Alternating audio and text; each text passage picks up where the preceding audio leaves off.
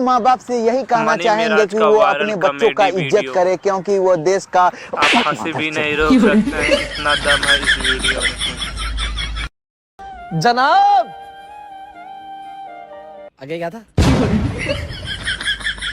नहीं आता तो मत बनाया कर, तू खाना बना यार, रील क्यों बनाता है? माइनस जा रहे फॉलोअर्स, कुछ तो बनाओ। अगर प्रेम ही पूजा है तो फिर पूजा कौन है?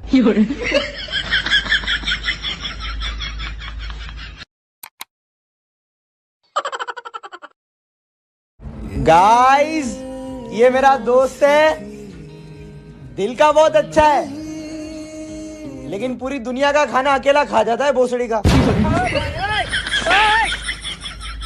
वक्त वक्त की बात है जनाब, जो अंग्रेज हमें गरीब कहते थे उनकी औरतें आज हमारे आईपीएल में नाचती है। अरे एक जमाना था कि